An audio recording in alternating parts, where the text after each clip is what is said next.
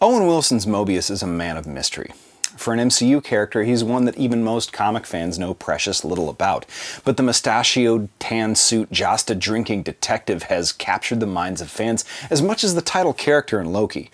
But the story of his creation is both funny, heartwarming, and his inclusion in the MCU is a beautiful tribute to a wonderful human being whose memory now lives on, figuratively and literally, for all time, always, for a number of reasons. Buckle up and grab a Kleenex, because you're going to need it. I'm Dan Unthan, and this is the Doomcast.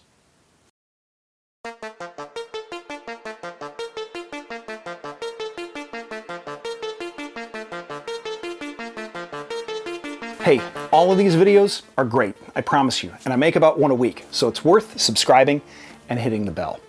Thanks. I'm not exaggerating in any way. Loki is by far my favorite MCU TV show, only 2 episodes in. It's seamlessly constructed, it lacks any preconceived expectation, and it far exceeds any expectations I actually did have for it.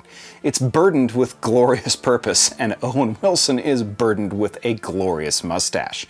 But, as rad as that stash is, let's be real, we're all kind of wondering, why?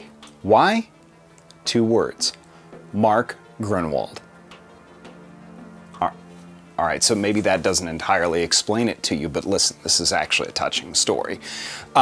In the mid-1980s, Walt Simonson was completing his absolutely legendary, like truly unbelievable run on Thor, and he'd moved on to the Fantastic Four. Both titles he had worked on as the almost exclusive artist and writer, with some other people jumping in for a number of years. And one of his good friends, frequent Marvel and DC penciler and writer, a man whose work that you would know if you saw it, was about to become Marvel's executive editor.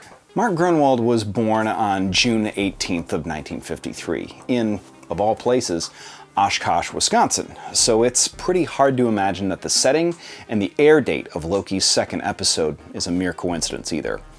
Mark was universally beloved in comics for a great reason. Not only was he an incredible talent, I mean, he'd written more issues of Captain America than anyone in history, to date, never been surpassed. He also created the original Timekeepers in an issue of Thor, and he would jump in on different runs and had written hundreds of comics throughout his lifetime. If you look at interviews and tweets with people like Walt Simonson, Ron Mars, and other people that knew him and speak about him, they speak about him with such glowing affection. And in the 1980s and 90s, he was at the absolute height of his career. And so it was a fun little goof when Walt Simonson created the Time Variance Authority character, Mr. Mobius, M. Mobius. He modeled him after his friend, Mark Grunwald. And, of course, that character, Mobius, had Mark's distinguished trademark mustache. Big old, fluffy caterpillar booger duster.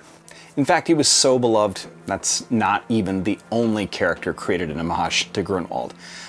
From attorneys appearing in issues of Captain America, other one-off characters just named Mark Grunwald, a character appearing in Richard Starking's Elephant Men. Mark, a man who is larger than life, exists in multiple iterations in comics. And if you'd paid attention to comics with Mobius, Mobius exists in multiple iterations as well. I say was because, as happens to human bodies, Mark's body died in 1996 from a heart attack from a congenital cardiac defect. Fate, if you want to call it that. And in a way, Mark was a trickster. So many of his close friends reportedly did not believe that he had actually died initially, but that it was just another prank that he was pulling. But unfortunately, it was all too real. But true to form, Mark's will was oddly specific about the stipulated method of burial. His ashes were mixed with comic newsprint pulp and used to print the trade paperback of Marvel's alternate universe parody of the DC Justice League, Squadron Supreme. Mark touched so many people in his lifetime, and even decades later, his loss in comics and the world is profoundly felt, even to people who never knew him personally. I feel like there's something truly beautiful, though, about the fact that a man who is known for mischief, talent, and creating stories was alive to see himself parodied in comics. And now, that an aspect of him aspects live on forever in a show about a comic, about the ultimate mischief maker. So it's kind of comforting, right? The passion and the love of comics, the love of delighting his friends and fans with tiny details. Now he's going to live forever, for all time, always, immortalized as Mobius, a man with a pretty big trademark mustache. And that's kind of awesome. That human beings have bodies that die, but the stories that we create and the love and passion that we express in the limited time that we inhabit our bodies lives on in some form for eternity, forever. Thanks everybody for watching. Go spread the seeds of passion and love and happiness wherever you grow, because you're planting seeds of your own immortality. Thanks for watching, Variant. This has been the Doomcast. We'll see you next week.